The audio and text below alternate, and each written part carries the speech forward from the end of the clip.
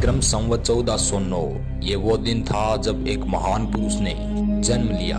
इनका नाम था बाबा रामदेव जी। जब मध्यकाल में अरब और तुर्क ईरान के मुस्लिम शासकों द्वारा भारत में हिंदुओं पर अत्याचार कर उनका धर्मांतरण किया जा रहा था, तो उस काल में हिंदू मुस्लिम एकता के लिए सैकड़ों चमत्कारी सिद्ध संतों और सूफी साधुओं का जन्म हुआ। उनमें से एक थे बाबा रामदेव पीर। बाबा रामदेव जी ने दलितों के लिए काफी कुछ किया था और उन्हें दलितों के मसीहा भी माना जाता है। बाबा रामदेव जी ने छुआछूत के खिलाफ कार्य कर दलित हिंदुओं का पक्ष ही नहीं बल्कि उन्होंने हिंदू मुस्लिम एकता के लिए काफी आवाजें उठाई और भाईचारे को बढ़ाकर शांति से रहने की भी शिक्षा दी। बाबा रामदेव जी महाराज को लोक देवता के रूप में पूजा जाता है। बाबा रामदेव जी उस समय पोखरण के शासक थे, बल्कि उन्होंने राजा बनकर ही नहीं, उन्होंने जन सेवक बनकर गरीब दलितों और रोगग्रस्त रोगियों की सेवा भी की। इस बीच उन्होंने विदेशी आक्रमणकारियों से युद्ध भी किया।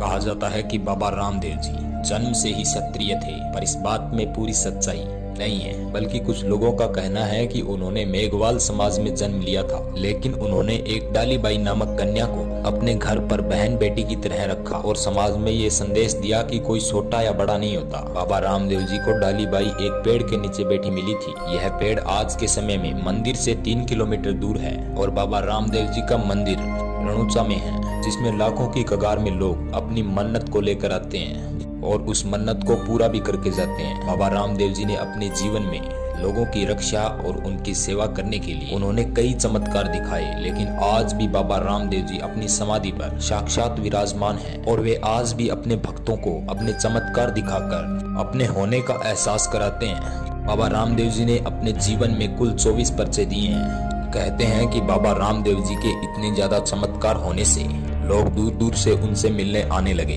तो यह बात रुणेचा और आसपास के मौलवियों को नहीं भाई, तो उन्होंने बाबा रामदेव जी को परखने के लिए रणुचा में 5 पीरों को भेजा। काफी देर तक चलने के बाद पीर रणुचा पहुंच चुके थे। बस रणुचा आ ही गया था कि रास्ते में बाबा रामदेव जी मिले। तो उन पीरों ने पूछा कि यह रुणेचा ही है क्या? तो बाबा रामदेव जी बोले, हाँ यही रुणेचा है, आपको किससे मिलना है? तो पीरों ने बताया कि हमें बाबा रामदेव जी से मिलना है। तो बाबा रामदेव जी बोले, हाँ मैं ही हूँ रामदेव।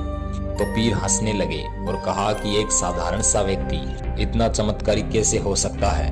तो फिर पीरों को बाबा रामदेव जी अपने घर ले गए और उन्हें भोजन के लिए कहा। तो पीरों ने सोचा कि अब रामदेव को परखते हैं। फिर पीर बोले कि हम इस बर्तन में भोजन नहीं करेंगे, हम हमारे खुद के ही बर्तन में भोजन करते हैं। तो बाबा रामदेव जी बोले कि अतिथियों को बिना भोजन कराए मैं नहीं जाने दे सकता। तो बाबा रामदेव जी ने चमत्कार किया और पीरों के आगे उनके अपने ही बर्तन आ गए।